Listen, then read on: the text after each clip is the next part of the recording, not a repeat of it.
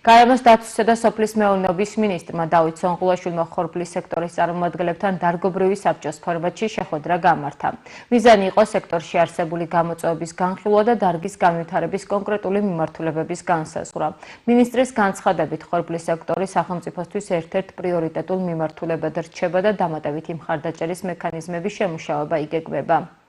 ხორბალი არის ერთ-ერთი მნიშვნელოვანი კულტურა ჩვენს ქვეყანაში, მარცვლეული კულტურები ჯამში არის ერთ-ერთი მნიშვნელოვანი დარგი, როგორც ქვეყნის სასურსათო უსაფრთხოების ნაწილში, ასევე მისი ტრადიციიდან გამომდინარე, აქედან გამომდინარე, დღეს ჰქონდა შეხვედრა ფერმერებთან, მეხორბლებთან, რომელიც წარმოდგენილი იყო სხვადასხვა რეგიონიდან განხილული იყო ყველა ის გამოწვევები, რომელიც ამ დარგის წინაშე დგას, სხვადასხვა რეგიონთან მიმართებით, კლიმატიდან გამომდინარე არსებობს სხვადასხვა გამოწვევები, ერთიან ჯამში ნამშრალი იყო იმ მექანიზმებზე, თუ რა შეიძლება რომ არსებობდეს სახელმწიფოს მხრიდან ხელშეწყობილი გათვალისწინება აუცილებლად გვექნება ამ მექანიზმებთან დაკავშირებით მსჯელობა სოფლის განვითარების სააგენტოსთან და გათვალისწინებული იქნება მაქსიმალურად ის მოთხოვნები, რაც ფერმერებს ჰქონდათ. მოგეხსენებათ წელს საქართველოში უხვი და ლექია, რამაც გამოიწვია გარკვეული პრობლემები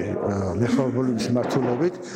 მინისტრთან ჰქონდა პოზიტიური შეხვედრა, აღუქო დახმარება შეძლების დაგვარად და ჩვენს ვართ კარგი მოსავლით და კაი მოლოდინების რეჟიმში, ასე ვთქვათ.